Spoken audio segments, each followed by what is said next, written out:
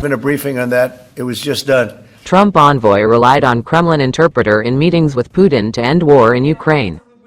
President Donald Trump's special envoy broke with long-standing protocol by not employing his own interpreter during 3 high-level meetings with Russia's Vladimir Putin, opting instead to rely on translators from the Kremlin, a U.S. official and 2 Western officials with knowledge of the talks told NBC News. Steve Witkoff, who has been tasked with negotiating an end to the war in Ukraine, met with Putin in Moscow for several hours on February 11th, on March 13th, and in St. This week, and that its position hasn't changed. Are you Petersburg on April 11th, and used their translators, one of the Western officials said.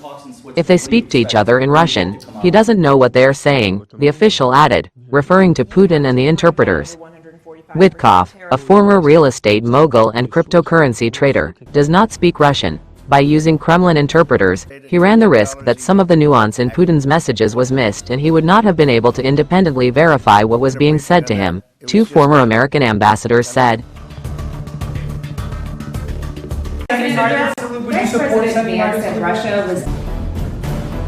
Anna Kelly, a White House deputy press secretary, said in a statement that Witkoff abides by all security protocols in coordination with the State Department. Witkoff's team did not respond. Both the State Department and the Kremlin have also been asked for comment. Tens of thousands of people have been killed since Putin launched his invasion of Ukraine in February 2022. Trump campaigned on ending the war on day 1, and has made it one of his top priorities. This weekend, and that its position hasn't changed. Are you Putin, meanwhile, has shown little interest in ending the conflict, and in remarks broadcast Sunday, referenced Russia's nuclear capability as he talked about bringing the war to an end.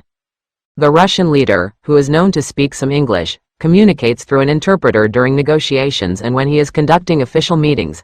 At a meeting with Witkoff on April 25, he was flanked by his special advisor Yuri Yushakov, who served as Russia's ambassador to the United States between 1998 and 2008, and Kirill Dmitriev, his special envoy for investment and economic cooperation. Over here, it's called Gulf of America. An interpreter joined Putin's team. A short video of the meeting released by the Kremlin shows a smiling Witkoff entering the room alone before he shakes hands with Putin, who is also broadly beaming. Witkoff does not appear to be accompanied by any advisors or experts who typically support American officials conducting delicate and complicated negotiations. As a woman joined Witkoff on his side of the table, he pointed at her and said, "Interpreter, from the embassy?" Kelly, the White House deputy press secretary, and Witkoff's team did not identify the woman when asked by NBC News.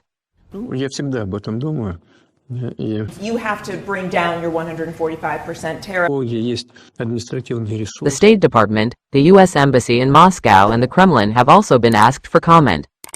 Michael McFaul, a former U.S. ambassador to Russia, said using the Kremlin's interpreter was a very bad idea that put Witkoff at a real disadvantage. That's what we can say. Don't forget to support our channel by liking, commenting, sharing, and subscribing. We thank you all for your support. It's called Gulf of America.